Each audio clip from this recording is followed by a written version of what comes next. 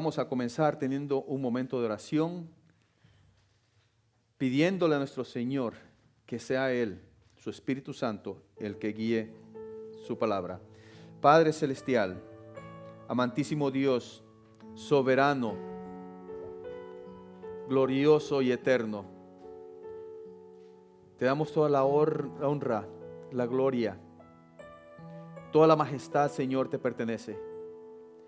No hay nada, ni en los cielos ni en la tierra, en ningún rincón, Señor, del universo, que pueda merecer, Señor, alabanza, si no sos vos, Padre. Pedimos, Señor, por esa magnificencia tuya, por ese poder, por esa santidad, Señor, por esa gracia, por esa misericordia, por ese amor, Padre, de que tu Espíritu nos guíe, que tu palabra sea la que hable, Señor. Que yo simplemente sea un instrumento, Padre Celestial, para llevar el mensaje, para expresar tu voluntad, lo que vos, Señor, pedís, esperás, Señor, y mandás a tu pueblo. Pero que también, Señor bendito, que salvación pueda alcanzar, Señor, tu salvación alcance a aquellos, Señor, que todavía están perdidos, Señor. En Cristo Jesús te adoramos y glorificamos, Padre. Amén. Durante los últimos 3 meses hemos estado estudiando la primera epístola del apóstol Pedro. Y con el propósito de mantener dentro de nuestra iglesia, dentro del cuerpo de Cristo, una esperanza sólida en un mundo alejado de Dios.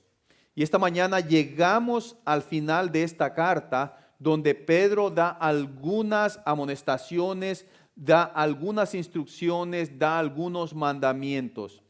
Sea como usted lo quiera poner, va a ser lo mismo. Y estas amonestaciones, mandamientos, instrucciones son válidas para nosotros en estos días, en nuestro entorno. Esta carta fue escrita en el año 63, 64 de nuestra era, pero a pesar de que son casi 2000 años, un poquito más o menos ahí, 2000 años, todavía tienen validez para nosotros. Es más, necesitamos nosotros entenderlos, abrazarlos y que funjan en nuestra vida como bases, para que nosotros podamos tener nuestra esperanza sólida en el Señor. Pero el problema es de que Pedro está dando estas instrucciones porque en ese tiempo, en ese momento, la iglesia de Cristo Jesús estaba bajo lo que es una persecución de parte del emperador romano Nerón. Y en este momento ellos sentían con gran desánimo, se sentían con una incertidumbre, sentían ellos desesperación, dolor, sentían todas estas cosas. Y eso nos lleva a pensar de que ese desánimo que ellos estaban experimentando hoy en día también nos invade cuando buscamos nosotros honrar a Cristo en nuestras vidas. De la misma forma, recuerden que ellos eran cristianos, ellos amaban al Señor Jesucristo y buscaban honrarle. Y entre más ellos buscaban honrar al Señor, más se sentían desanimados por todas estas cosas negativas que estaban pasando en sus vidas. Y esa es la razón por la cual Pedro escribe esta carta para ellos. Es por eso que Pedro lo instruye a sus hermanos en la dispersión. Recuerden que todos estos cristianos estaban dispersos. Es como decir que de repente entre una persecución aquí en Green Hills y todos nosotros tengamos que irnos a lados diferentes. Eso sería algo doloroso, desastroso para nosotros y entraríamos en un gran desánimo. Y es ahí donde Pedro les dice que se regocijen en las pruebas, hermanos. Que fijen su esperanza completamente en el retorno de nuestro amado y glorioso Salvador Jesucristo. Que practiquen la santidad, que demuestren ferviente amor unos a otros. que se consideren como peregrinos y extranjeros, porque en realidad estos hermanos y todo cristiano, eso es en este mundo. Somos peregrinos y somos extranjeros. También Él los llama a que se sometan a las autoridades, algo contradictorio, que nos sometamos. Imagínense esos cristianos siendo perseguidos por Nerón, sabiendo que en Roma estaban siendo torturados, echados a las fieras enfrente del circo romano para que fueran devorados por estos animales ante a esa gran multitud. Y que también otros cristianos eran torturados, eran amarrados y puestos como antorchas, encendidos, bañados en brea y encendidos en fuego vivos, para que pudieran alumbrar en la noche todo el jardín del palacio real de Nerón. Pedro los estaba llamando a estos cristianos que se sometieran a esa autoridad. Qué contradicción. Y aún así les dice que soporten el sufrimiento, pero no por ellos, sino que por Cristo, por el testimonio de Cristo, por lo que Cristo había hecho por ellos. Y va más allá y les dice que se sometan humildemente entre los hermanos y que se sometan también al liderazgo de sus ancianos y pastores. Esta es una lista de instrucciones que puede hacer que usted hoy en día se desanime. Puede ser que usted sienta, eso es demasiado, eso es ilógico, va en contra de muchos principios míos. Usted puede desanimarse con esta lista, ya sea porque la vida como discípulo de Cristo es muy diferente a lo que usted espera. Puede ser eso. Puede ser que esto lo desanime.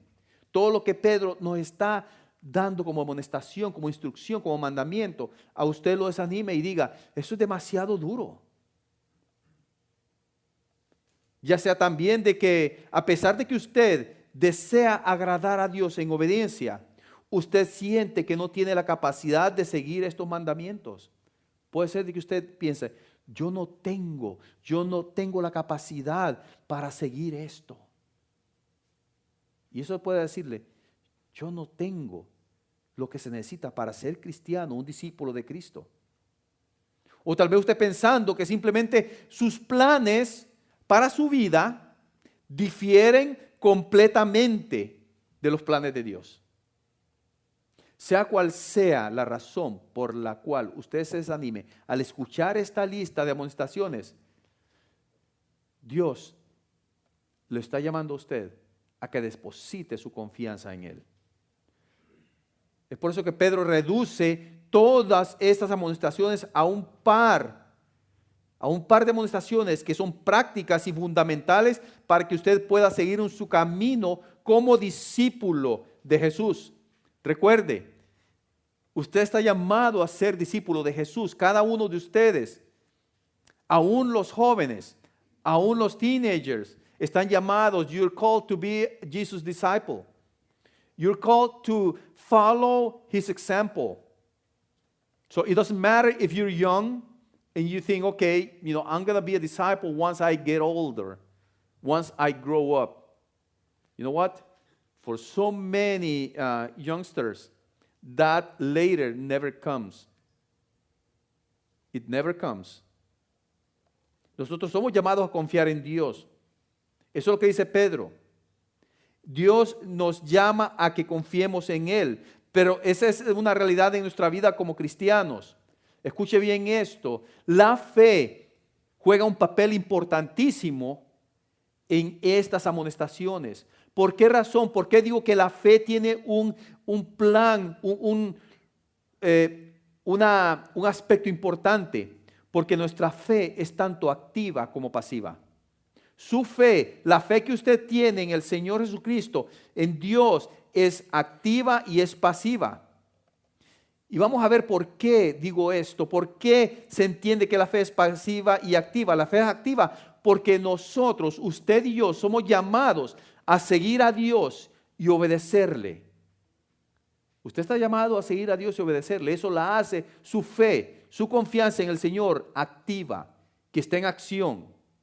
Y la fe es pasiva porque también somos llamados a confiar en que Dios está trabajando en nosotros de acuerdo a su voluntad. Y eso es lo que Pedro está concluyendo en su carta. Pedro nos amonesta a vivir con nuestra fe, a vivir con una fe activa y pasiva. Y esto es lo que significa de una forma práctica. Debemos confiar en Dios y hacer su voluntad. Debemos confiar en Dios y hacer su voluntad. Esto significa que nosotros, usted y yo, debemos someternos enteramente, completamente a la voluntad de Dios. Veamos ahora los versículos 6 al 9 de 1 Pedro capítulo 5. Dice, humillaos pues bajo la poderosa mano de Dios, para que Él os exalte cuando fuere tiempo, echando toda vuestra ansiedad sobre Él, porque Él tiene cuidado de vosotros. Fíjese bien que Pedro está instando a los creyentes a humillarse ante Dios.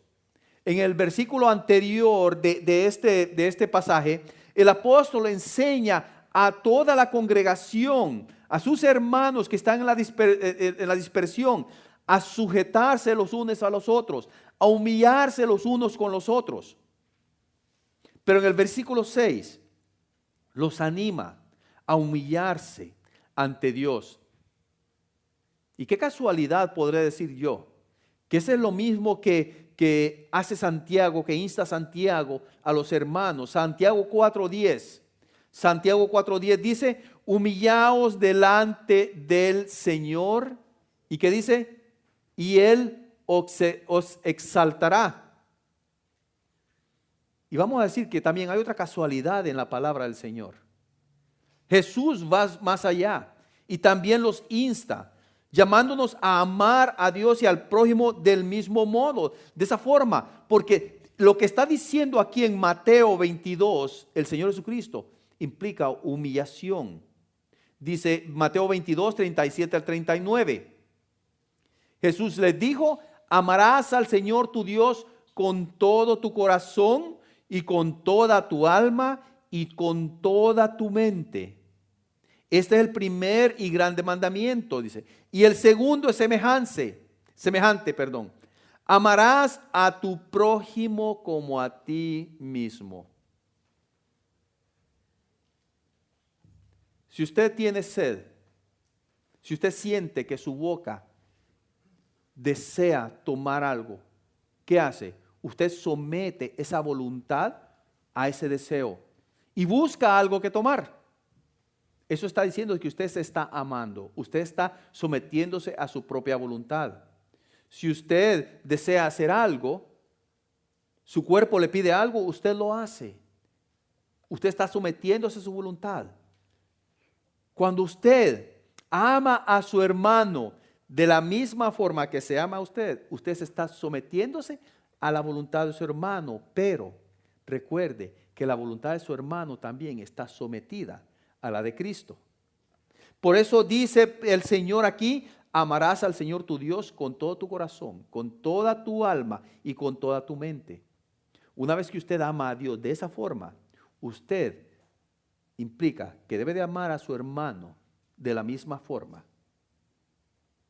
Cuando Pedro dice humíllense, él quiere decir que los lectores se sujeten a Dios de tal manera que le obedezcan con toda confianza. Deben saber que Dios, tienen que entender en sus mentes, en sus corazones, en todo su ser, que Dios cuida de ellos y quiere que ellos dependan completamente de Él. Eso es lo que está diciendo este pasaje. Cuando usted está humillándose bajo la mano poderosa de Dios, está implicando que usted va a depender completamente de Él. Ante la presencia de Dios, el hombre debe tener esa plena conciencia. Tiene que entender lo que cuando una persona se humilla, lo debe hacer como aquel niño pequeñito que se somete a la voluntad de sus padres. De la misma forma, Y dice que si uno se humilla, se somete como un niño, el mismo Señor lo dijo, de que ese es el mayor en el reino de Dios.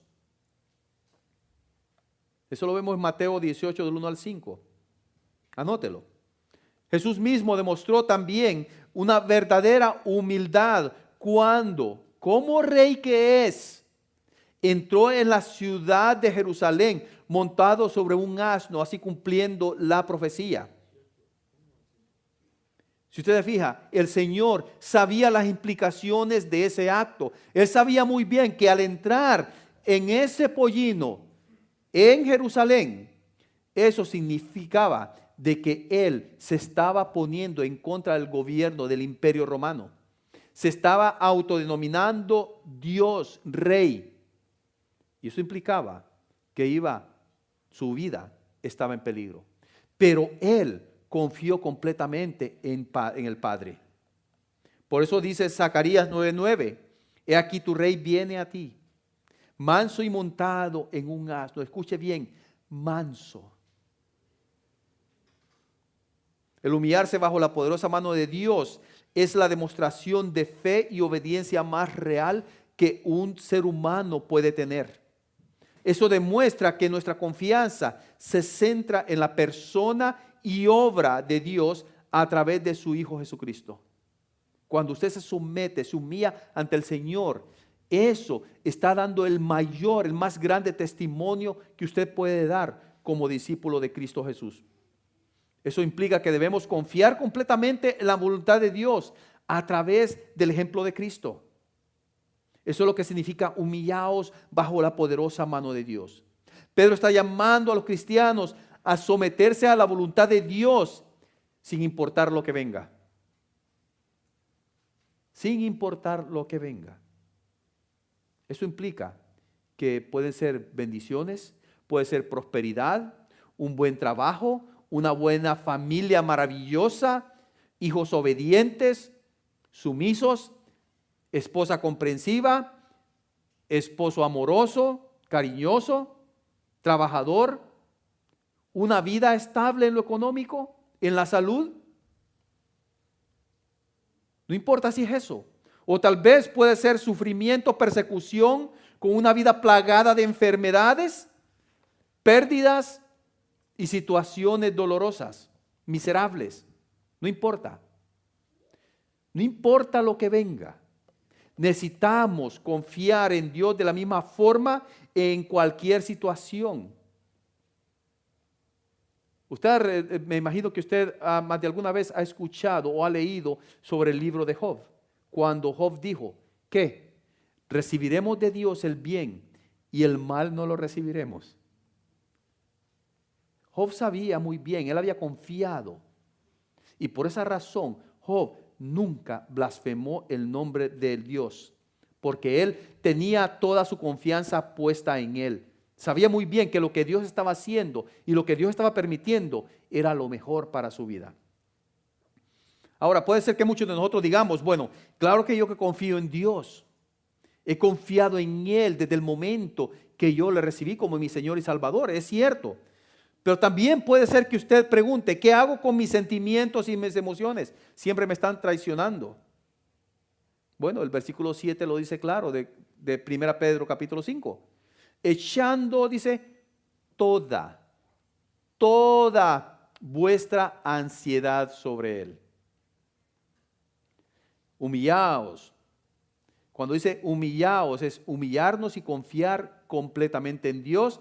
Y esto se reduce a cómo usted maneja sus emociones, cómo usted maneja su ansiedad, cómo usted maneja sus preocupaciones ante el Señor. El estrés, la ansiedad, las preocupaciones y los temores causan daños irreparables en nuestras vidas.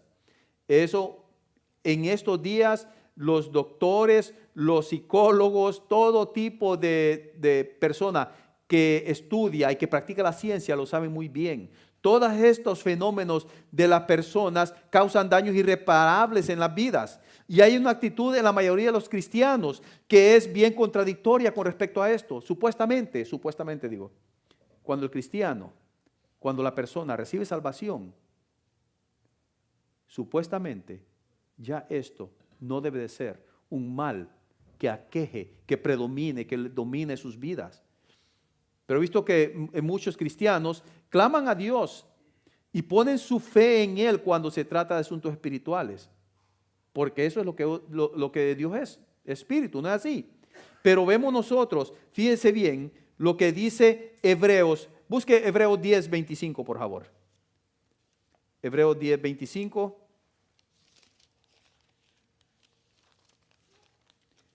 Para que vea lo que, cómo trabaja esto, hermanos. Hebreos 10:25 dice, cuando nosotros, escuche bien esto, cuando nosotros clamamos a Dios y ponemos nuestra fe en Él, pensamos que solamente se trata de asuntos espirituales, porque Dios es espíritu. Pero muchas veces nosotros queremos simplemente dejar esto en ese rincón. Y pensamos nosotros, bueno, Dios ya me dio salvación y hasta ahí nomás llega todo. Qué bueno, ya tengo salvación, no hay problema. Y muchas veces pensamos de que lo demás no tiene nada que ver en esto. Yo estoy orgulloso de ustedes, hermanos. Orgullo santo. Porque yo sé que en este momento se está jugando la final del mundial. Pero yo estoy viendo caras aquí que aman al Señor. Y yo sé, amén, amén, amén, hermano, sí. ¿Sabe una cosa? Cuando nosotros entregamos nuestra vida a Cristo, quiere decir que todos los aspectos de nuestra vida le pertenecen a Él. Aún así, el venir cada domingo, mire lo que dice Hebreos 10:25, no dejando de congregarnos como algunos tienen por costumbre. Y cuando digo costumbre, bueno, hermano, si yo falto un domingo, no quiere decir que yo perdí mi salvación, que el Señor me va a castigar, no. Pero eso es costumbre, que cada vez cuando sale algo que capta nuestra atención más de lo que puede captar lo que es el adorar a nuestro Señor y Salvador Jesucristo, eso es un penalti, hermanos, exactamente. Pero en nuestra contra. Muchas veces clamamos a Dios y ponemos nuestra fe en Él cuando se trata de esos asuntos. Pero cuando se trata de asuntos en nuestras vidas personales, no permitimos que sea Dios el que tome las decisiones.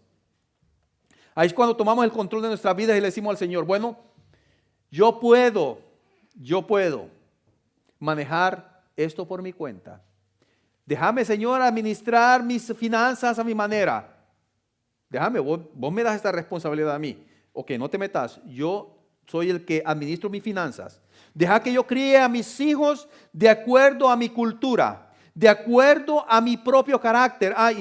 Y va también ahí, de chemis decían por ahí en Honduras, de que también mi matrimonio, deja que yo lo administre de acuerdo a mi carácter, a como soy yo, a como me criaron mis padres. También, Señor, deja que yo críe a mis hijos de acuerdo como yo lo pienso, de acuerdo como yo creo, de acuerdo como yo deseo. Deja que yo maneje a mi esposa como yo quiero, como yo pienso. Ya, Señor, que estamos hablando de esto, deja que yo desarrolle mi conducta en mi trabajo de acuerdo a mi carácter. Aún, vamos a ponerlo así, Señor. Vos ya me diste salvación, ¿ok? Quiere decir de que vos me aceptás tal y como soy. Es más, vos me liberaste, Señor, me diste libertad. Entonces mi testimonio, yo tengo que ser honesto, tengo que ser tal y como soy enfrente de todos. De todas formas, vos ya me liberaste, ya me diste salvación. Vos me hiciste así. Y después de haber agotado todo nuestro esfuerzo, hermanos, toda nuestra energía en nuestra vida, cuando viene el primer golpe, ¿qué es lo que nos preguntamos? ¿Por qué el Señor? ¿Por qué?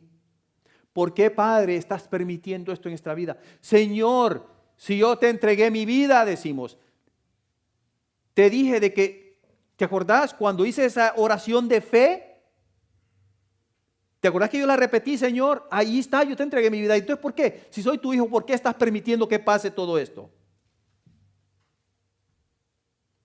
Entramos en esa situación, en ese dilema.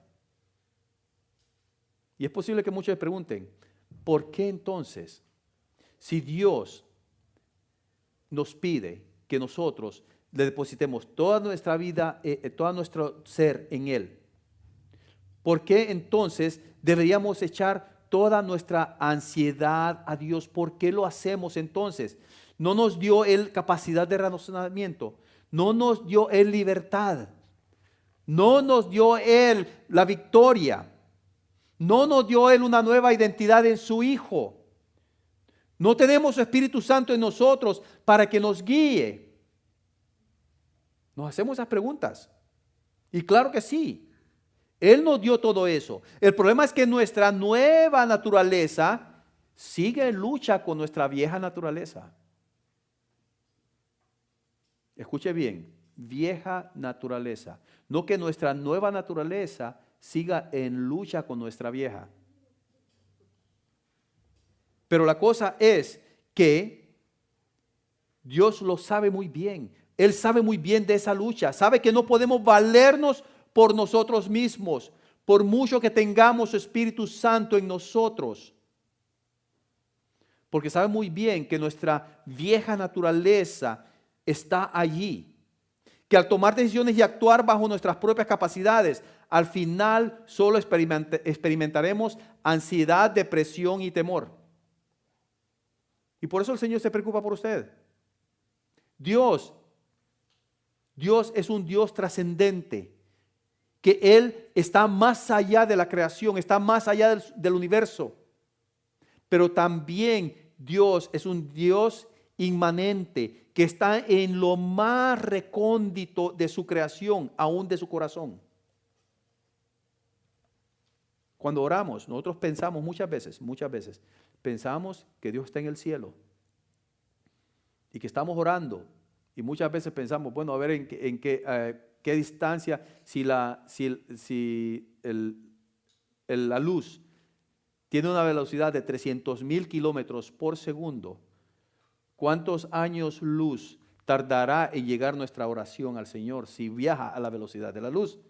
Pero no nos damos cuenta que nosotros tenemos nuestro intercesor, que es el Espíritu Santo, que vive en nosotros. Y en el momento que usted ni siquiera ha pronunciado sus palabras, ni las ha maquinado en su mente, Él ya sabe. Y nosotros tenemos esa relación con Él. Por esa razón, Pedro recalca, escuche bien, que la voluntad de Dios se debe vivir con sobriedad y cuidado. ¿Y cuál es esa relación que tiene con lo que nosotros vivimos? ¿Qué tiene esto? La voluntad de Dios se debe vivir con sobriedad y cuidado. Si usted ve los versículos del 8 al 9, dice, sed sobrios y velad, porque vuestro adversario, el diablo, como león rugiente, anda alrededor buscando a quien devorar. Y al cual resistid firmes en la fe, sabiendo que los mismos padecimientos se van cumpliendo en vuestros hermanos en todo el mundo. La peor actitud que un cristiano puede tomar es creer que él puede resolver y vencer todos los problemas en su vida. Esa es la peor actitud que usted y yo podemos tomar. Usted no puede andar proclamando ahí, diablo, yo te reprendo en el nombre del Señor. No puede decir eso. No lo puede decir. Estamos estudiando a las 10:45 la carta de Judas. Y ahí vemos donde Judas dice, pone el ejemplo, que aún cuando el arcángel Miguel estaba peleando con Satanás por el cuerpo de Moisés, no profirió maldición en contra de Satanás. Estamos hablando de arcángel Miguel, es el general de brigada del ejército de nuestro Señor. Y aún así, él, el mismo general que pelea contra sus demonios, no profirió maldición contra Satanás, sino que dijo, el Señor te reprenda. Usted no puede andar diciendo ahí, yo te reprendo. Usted no puede pensar de que usted tiene el poder para hacer todo esto, porque esa no es la voluntad de Dios. Esa no es la voluntad del Señor, que usted anda diciendo que como He-Man yo tengo el poder. No está eso. Vean lo que dice Hechos 1:8. Hechos 1:8 lo tenemos en la pantalla. Pero recibiréis poder. Estamos hablando cuando el Señor está antes de ser elevado. Antes de que Él sea ascendido a los cielos, dice. A sus discípulos está diciendo, pero recibiréis poder cuando haya venido sobre vosotros el Espíritu Santo. Y muchas veces nos confundimos. Pensamos, yo ya tengo el poder para vencer toda tentación, para hacer lo que yo me imagine. Y nos confundimos. Y tomamos también Filipenses 4:13. Todo lo puedo en Cristo que me fortalece. Claro, sí, yo tengo el poder. Pero los contextos están bien separados. Aquí dice, pero recibiréis poder, Hechos 1:8, pero recibiréis poder cuando haya venido sobre vosotros el Espíritu Santo. Y vea el contexto, ¿para qué usted va a recibir poder? Y me seréis testigos. Y me seréis testigos en Jerusalén, en toda Judea, en Samaria y hasta lo último de la tierra. Cristo nos prometió poder, pero fue con el propósito de ser testigos de Él al proclamar el Evangelio.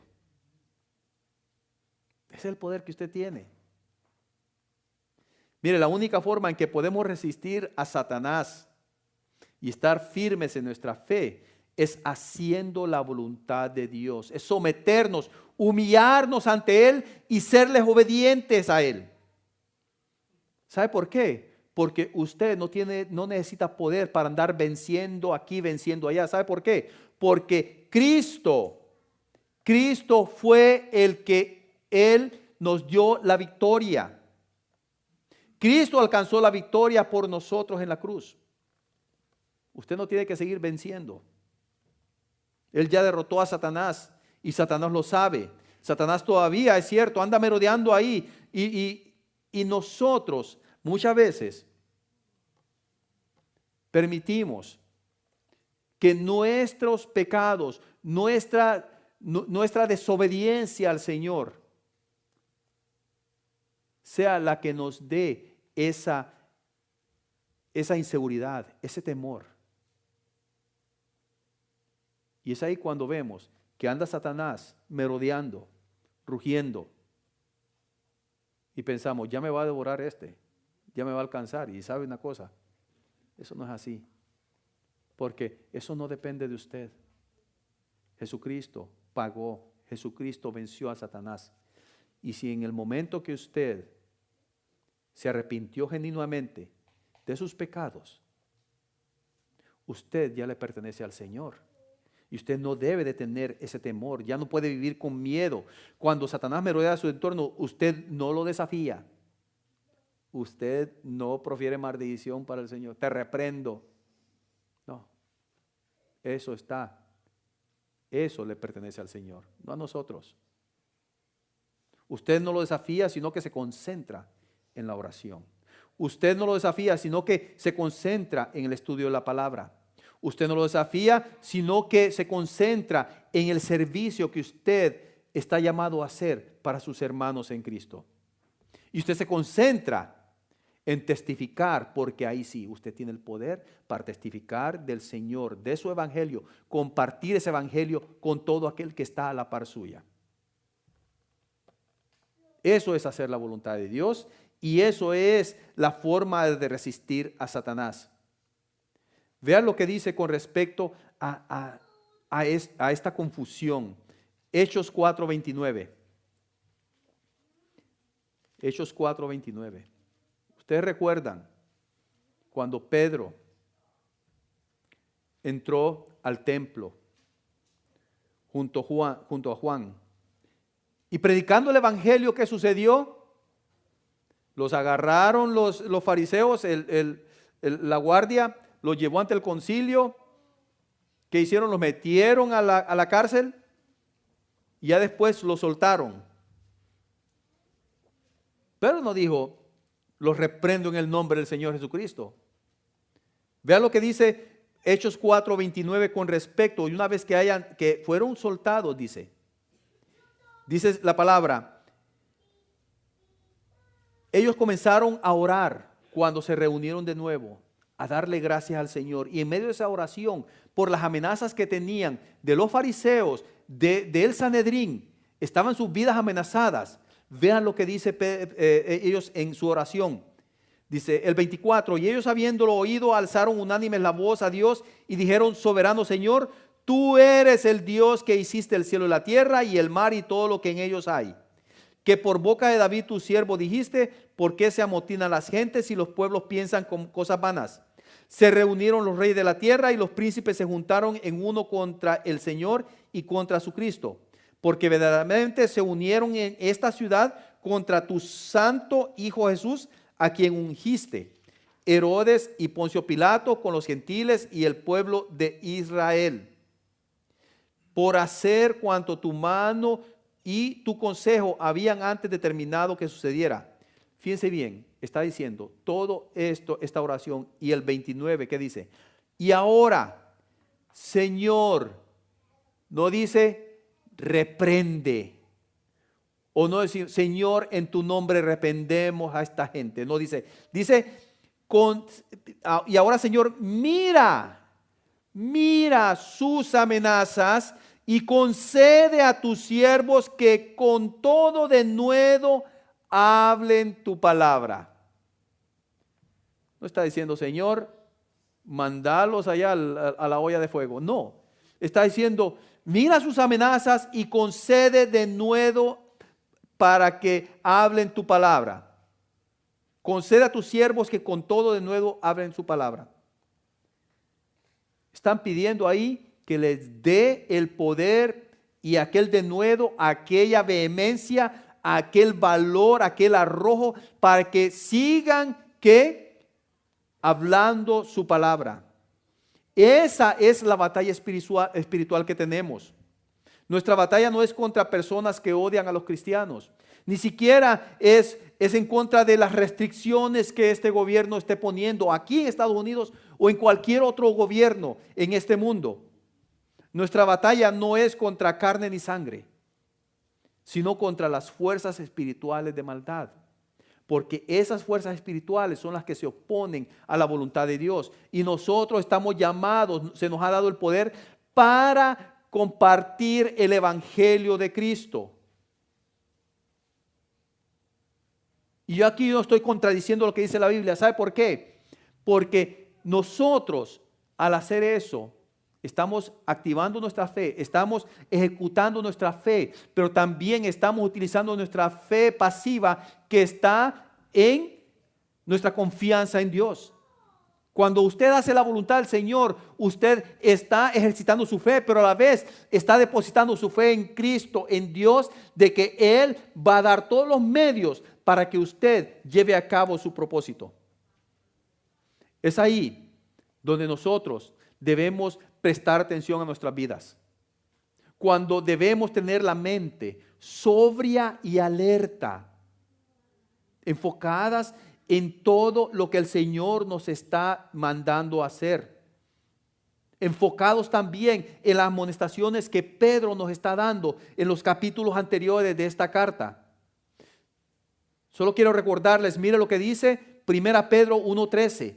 Por tanto, ceñid los lomos de vuestro entendimiento. ¿Se fija? El entendimiento, sobriedad. Y dice, sed sobrios y esperad por completo en la gracia que se os traerá cuando Jesucristo sea manifestado. ¿Qué dice el capítulo 4, versículos 7 y 8? Mas el fin de todas las cosas se acerca. Sed pues sobrios y velad ¿en qué? En oración. Velad en oración. Y ante todo, dice, tened entre vosotros ferviente amor, porque el amor cubrirá multitud de pecados. ¿Se fija? Dice que ceñid los lomos de vuestro entendimiento. ¿Cómo nosotros nos ajustamos ese entendimiento? A través de la palabra, estudiando la palabra. ¿Cómo nosotros estamos velando? A través de la oración. Y en medio de ese velar, de estar alertas, está también el ferviente amor entre todos los hermanos, porque eso cubrirá multitud de pecados. Se fija, esa es la forma en que nosotros podemos ser sobrios y también estar velando. Solo así, hermanos. La voluntad de Dios se debe vivir con sobriedad y cuidado. Cuidado con todo lo que Él nos ha dado y nos ha dicho. ¿Tiene usted esa total confianza en el Señor? Es eso lo que define su fe. Eso es lo que define su identidad como cristiano. Si usted nunca ha confiado completamente en el Señor, déjeme decirle algo. Ese es mi deseo de que usted lo haga. Mi deseo para estar parado aquí es hacer la voluntad del Señor. Y la voluntad del Señor es que todos se salven. La voluntad del Señor es de hacer discípulos. Ese es mi deseo, esa es la voluntad del Señor. A eso yo me someto, a eso yo me humillo. Y es mi deseo que también usted lo haga, porque Él le ama y tiene una vida eterna y abundante para usted, para todos nosotros. Y esa es la parte activa de nuestra fe. Eso es lo que significa cuando digo que nuestra fe es activa. Cuando nosotros nos sometemos, obedecemos y actuamos de acuerdo a la voluntad del Señor. Pero ¿qué pasa con la pasiva? ¿Cuál es la fe pasiva? ¿Qué pasa con lo que Dios hace por nosotros? Pedro nos asegura que cuando nosotros somos obedientes y confiamos en el Señor, y confiamos en Él, y hacemos su voluntad, Dios perfecciona lo que Él comenzó en nosotros. Dios perfecciona lo que Él comenzó en nosotros. Versículos 10 al 11 de 1 Pedro capítulo 5. Dice, mas el Dios de toda gracia, fíjense, más el Dios de toda gracia, por sobre todas estas cosas, ese Dios de toda gracia, que nos llamó a su gloria eterna en Jesucristo. Después, dice, después que hayáis padecido un poco de tiempo, Él mismo os perfeccione, afirme, fortalezca y establezca. A Él sea la gloria y el imperio por los siglos de los siglos. Dice, ese Dios de toda gracia que nos llamó a su gloria eterna en Cristo, no dice, Él los va a proteger para que no sufran. No. Dice, después de que hayan padecido, y dice un poco de tiempo, y usted lo puede tomar literal, que es un poco, tal vez un día, tal vez un par de horas, tal vez una semana, tal vez un año. No, ya no me está gustando eso, Señor. Ahí. 5 años, Señor. No. ¿Una década? Ay, Padre, ¿y toda mi vida? ¿Qué hago? Dice que Él mismo os perfeccione, afirme, fortalezca y establezca. Por esa razón, nos va a seguir afirmando, no importa cuánto usted sufra. No piense que solo porque su oración no ha sido respondida, no quiere decir que el Señor se ha olvidado de usted. Porque Él lo sigue afirmando. Él está dándole fortaleza y Él lo está estableciendo. Eso es lo que Pedro dice. Usted está en proceso de perfección. Usted está, ahí sí le puedo decir, de que usted está en un carácter evolutivo. Va evolucionando para esa perfección. Vea lo que dice, el autor de Hebreos dice que Jesús es el autor y consumador de nuestra fe. ¿No es así? En Filipenses, capítulo 1, versículo 6, Esto es lo que Pablo dice. Estando persuadido de esto. ¿Qué quiere decir persuadido? Estando convencido. Que el que comenzó en vosotros la buena obra, la perfeccionará hasta el día de Jesucristo. Ese. ¿Y quién es ese? Él es Dios. Dios nos llama a vivir por fe, pero Él es el que está alimentando nuestra fe todo el tiempo.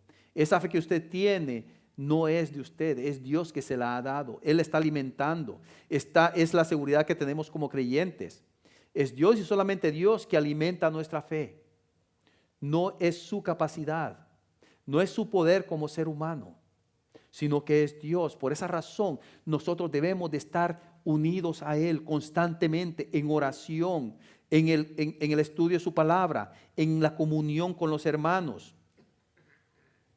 Porque de esa forma estamos protegidos, asegurados, hasta el día que seamos glorificados, hermanos. Esto es lo que nos da una confianza increíble a cada uno de nosotros. Es por la razón que el cristiano que ha depositado completamente su confianza en Cristo, viene cualquier problema y su gozo no es afectado. Sí, me podré quebrar un brazo y me duele y lloro porque me duele, como un niño tal vez. Pero eso no quiere decir de que yo estoy en angustia, porque mi fe está puesta en Cristo Jesús. Cuando sufrimos pruebas, por lo general nos desanimamos y sentimos así, nos sentimos que no vale la pena seguir al Señor. Ah, no, Señor, desde que yo te entregué mi vida, decimos, me ha ido como en feria, una tras otra. No estamos seguros de que podamos manejar la prueba en este mundo, pero escúcheme bien, la fe genuina en la salvación que nos ha dado Cristo Jesús, la fe genuina es una promesa eterna,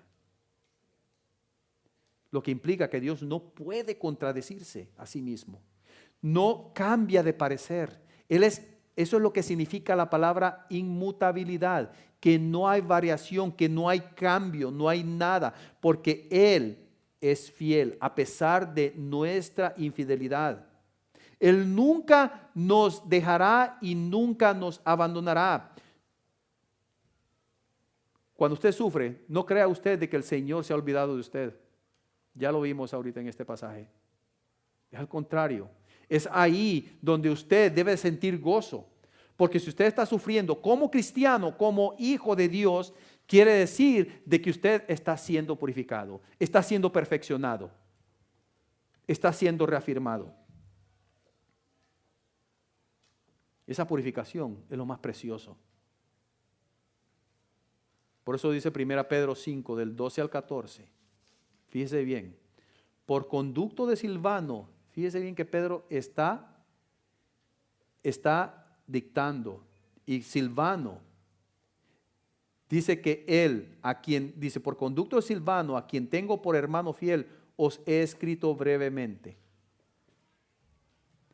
amonestándoos y testificando. Esta es la frase que yo quiero que se graben, hermanos.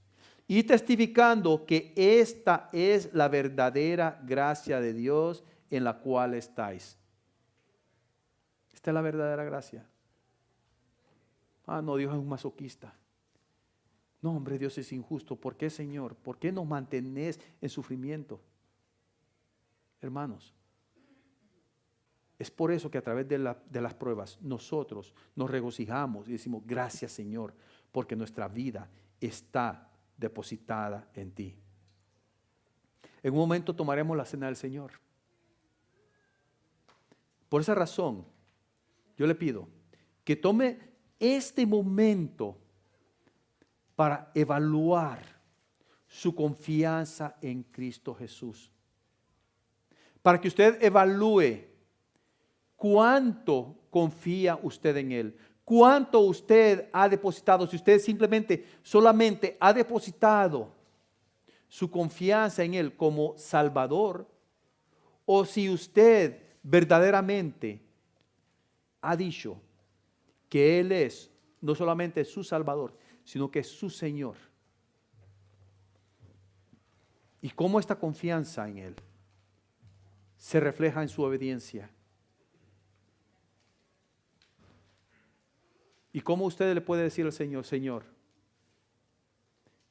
mi vida debe de ser perfeccionada y yo debo confiar en vos, Padre, aunque eso me dé temor de sufrir? Pero entiendo que a través de mi humillación, mi sumisión, mi obediencia ante tu Hijo, eso es lo que te da gozo. Eso es lo que te llama, lo que te da una complacencia en mí.